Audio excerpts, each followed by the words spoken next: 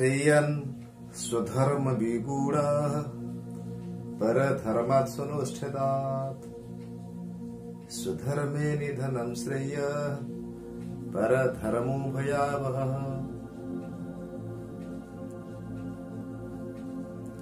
Shrimad Bhagavad guitar तृतीय अध्याय कर्मयोगर श्लोक नंबर 35 रे भगवान श्रीकृष्ण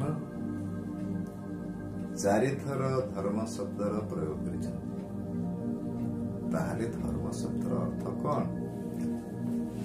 धर्मर इंग्लिश ट्रांसलेशन हेउछि रिलीजियन। आउ संस्कृत रे ध्रु धातुरु धर्म शब्दटी आसीछि, जहार अर्थ हेउछि धारण करिवार योग्य। जेभली ग्लास रे जल धारण होइता, गिनारे तेल धारण करिवार योग्यता था, से भली जीवन पात्र रे दिव्य गुण गुड़िकर धारण करिवार योग्यता था एवं दिव्य गुण गुड़िक होछि धारण योग्य। दिव्य गुण कौन?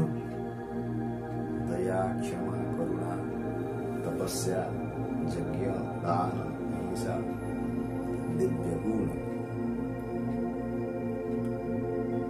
मात्र एठारे धर्म शब्दर प्रकृत अर्थ है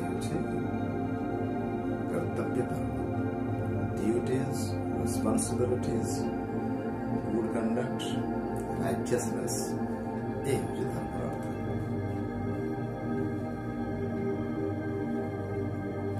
एवं भगवान एठारे स्वधर्म पालन करने आम मान उपदेश देइछन्ति। स्वधर्म कौन? उत्तम रूपे आचरित धर्म को स्वधर्म कहा जाए। निज धर्म, पर्सनल ड्यूटीज स्वधर्म किपरि निरूपण करा जाए? निजर वर्ण आश्रम अनुजाई आचरित धर्म को स्वधर्म कहा जाए। भगवान गीतार चतुर्थ अध्याय रे चारि प्रकार वर्णाश्रम व्यवस्था कथा वर्णना करछन्ति। सेगुड़िक कौन? ब्राह्मण 1, क्षत्रिय 2, वैश्य 3, शूद्र 4। जो मनुष्य माने ज्ञान पिपासु, जो माने ज्ञान राज्य प्रवेश करछन्ति, जिज्ञासा रही, जानिबार प्रबल इच्छा रही, भगवान से ब्राह्मण बोली कहा। जो मनुष्य माने क्षेत्र रक्षा उपरे गुरुत्व आरोप करते, जेभली कि police, army, naval force, air force रे कर्म करुछन्ति बा सेई क्षेत्र रे कर्म करिया पाई इच्छा जो मान अछि, सेई प्रजातिर लोक मानकु आमे एठारे क्षत्रिय बोली ग्रहण करबा। एवं क्षत्रिय पर हमर आ गुटे वर्ण आसुछि, ताहे अछि वैश्य। वाणिज्य व्यवसाय करिबा, पशुपालन,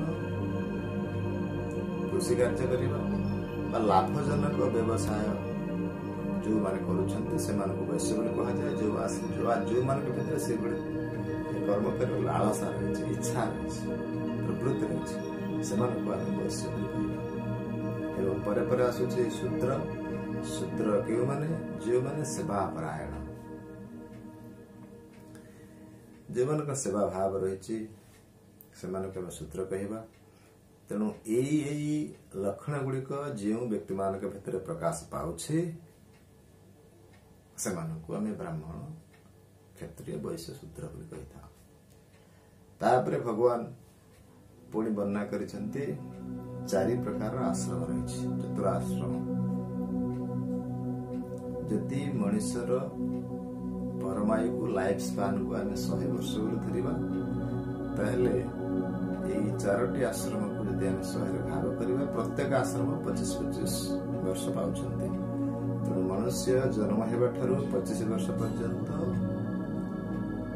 ବ୍ରହ୍ମଚର୍ଯ୍ୟ ଆଶ୍ରମରେ ପ୍ରବେଶ କରେ। ତେଣୁ ପ୍ରତ୍ୟେକ ବାଳକ ବାଳିକା, ପ୍ରତ୍ୟେକ ଯୁବକ ଯୁବତୀ 25 ବର୍ଷ ପର୍ଯ୍ୟନ୍ତ ବ୍ରହ୍ମଚର୍ଯ୍ୟ ବ୍ରତ ପାଳନ କରିବା ବିଧେୟ। এই ବ୍ରତରେ କଣ କରାଯିବ?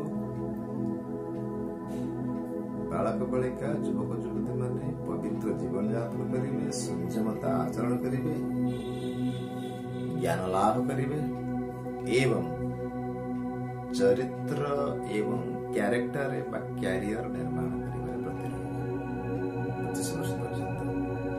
ଆଉ 25 ବର୍ଷ ପରେ ଆସୁଛି ଅନ୍ୟ ଏକ ଆଶ୍ରମ, ତାହା ହେଉଛି ଗୃହସ୍ଥ ଆଶ୍ରମ। ଗୃହସ୍ଥ ଆଶ୍ରମରେ ମନୁଷ୍ୟ ପ୍ରବେଶ କରିବା ପରେ ସଂସାର କରେ, ତାର ପରିବାରକୁ ପ୍ରତିପୋଷଣ କରେ, ପିଲା ଛୁଆମାନଙ୍କର ତାଙ୍କୁ ଲାଳନ ପାଳନ କରେ, ତାଙ୍କୁ ଉଚିତ ଶିକ୍ଷା ଦିଏ ଏବଂ ବୃଦ୍ଧ ପିତାମାତା ମାନଙ୍କର ସେବା କରେ। ତେଣୁ ପ୍ରତ୍ୟେକଟି ଗୃହସ୍ଥ ପିତାମାତାଙ୍କର ସେବା କରିବେ, ନିଜ ପ୍ରିୟ ପରିଜନ ପରିବାର ପ୍ରତିପୋଷଣ କରିବେ, ପିଲାମାନଙ୍କୁ ଶିକ୍ଷିତ କରିବେ। ଏବଂ ଯେତେବେଳେ ଗୃହସ୍ଥ ଆଶ୍ରମରେ ପିଲାମାନେ ଯେତେବେଳେ ବଡ଼ ହୋଇଯାଆନ୍ତି, ପୁତ୍ର ନିବେଶୀ ପତ୍ରିକା ଆସେ ଏବଂ ପିଲାମାନଙ୍କୁ ବିବାହ କରି ସେମାନଙ୍କର ପତ୍ନୀ ସହିତ ପୁତ୍ରକୁ ଛାଡ଼ି ପିତାମାତା ମାନେ ବନବାସ କରିବା। ବନବାସ କରିବା ଦ୍ୱାରା ଜୀବନ ସୁବାସିତ ହୁଏ। ବନବାସ ଅର୍ଥ ହେଉଛି ଏକାନ୍ତବାସ। ଏବେ ତ ବଣ ଜଙ୍ଗଲ ଦେଖିବାକୁ ମିଳୁନି, କିନ୍ତୁ ପିତାମାତା ମାନେ ପରିବାରରୁ ଦୂରରେ ରହି ଗୃହସ୍ଥ ଆଶ୍ରମର ଅନୁଭୂତି, ବ୍ରହ୍ମଚର୍ଯ୍ୟ ଆଶ୍ରମର ଅନୁଭୂତିକୁ ଗୁରୁକୁଳରେ ବାଣ୍ଟିବେ। ତେଣୁ ଗୃହସ୍ଥୀ ମାନେ ବାନପ୍ରସ୍ଥ ଆଶ୍ରମରେ ପ୍ରବେଶ କରିବା ଦ୍ୱାରା ସଂସାର ସୁନ୍ଦର କଥା, ସଂସାର ମଧୁମୟ କଥା। କାରଣ ସେଇମାନଙ୍କର ଅଭିଜ୍ଞତାକୁ ନେଇ ଯେଉଁମାନେ ଗୃହସ୍ଥ ଆଶ୍ରମରେ ଅଛନ୍ତି ସେମାନଙ୍କର ସମସ୍ୟାର ସମାଧାନ ହୁଏ। ଯେଉଁମାନେ ବ୍ରହ୍ମଚର୍ଯ୍ୟ ଆଶ୍ରମରେ ଅଛନ୍ତି ବାନପ୍ରସ୍ଥୀ ମାନଙ୍କର ଅନୁଭବରୁ ସେମାନେ ଶିକ୍ଷା ଲାଭ କରନ୍ତି। ଏବଂ ବ୍ରହ୍ମଚର୍ଯ୍ୟ ଆଶ୍ରମ, ଗୃହସ୍ଥ ଆଶ୍ରମ ବାନପ୍ରସ୍ଥୀ ମାନଙ୍କ ଦ୍ୱାରା ସର୍ବ ସୁନ୍ଦର ହୁଏ। ବାନପ୍ରସ୍ଥୀ ମାନେ ଅନ୍ୟମାନଙ୍କୁ ମାର୍ଗଦର୍ଶନ କରିଥାନ୍ତି ଏବଂ ପରେ ପରେ ଶେଷରେ ଆସେ 75 ବର୍ଷରୁ ଜୀବନ ଦୀପ ଲିଭିବା ପର୍ଯ୍ୟନ୍ତ ଯେଉଁ ଆଶ୍ରମ, ତାହା ସନ୍ନ୍ୟାସ ଆଶ୍ରମ। ସମସ୍ତ କର୍ତ୍ତବ୍ୟ କର୍ମ ଛାଡ଼ି ଭଗବାନଙ୍କୁ ନିରନ୍ତର ଧ୍ୟାନ କରିବା, ଉପାସନା କରିବା, ଭଗବାନଙ୍କ ପାଖରେ ବାସ କରିବା ଆଶ୍ରମ ହେଉଛି ସନ୍ନ୍ୟାସ ଆଶ୍ରମ। ଦେଖାଯାଏ ଯେ ପିଲାମାନେ ବ୍ରହ୍ମଚର୍ଯ୍ୟ ବ୍ରତ ପାଳନ କରି ବାହାରେ ବୁଲିବା, ସିନେମା ଦେଖିବା, ଘରେ ଟିଭି ଦେଖିବା, ଏସବୁ କର୍ମରେ ସମୟ ନିୟୋଜିତ କରନ୍ତି, ଯାହା ସେମାନଙ୍କ ଆଶ୍ରମର କର୍ମ ନୁହେଁ। ଗୃହସ୍ଥୀ ମାନେ ଫିଲ୍ମ ଦେଖିବେ, ପାର୍କରେ ବୁଲିବେ, ଟିଭି ଦେଖିବେ, ବିଷୟ ଉପଭୋଗ କରିବେ, ସେମାନଙ୍କ ଆଶ୍ରମ ପାଇଁ ସେଟା କରଣୀୟ, ଶୋଭନୀୟ।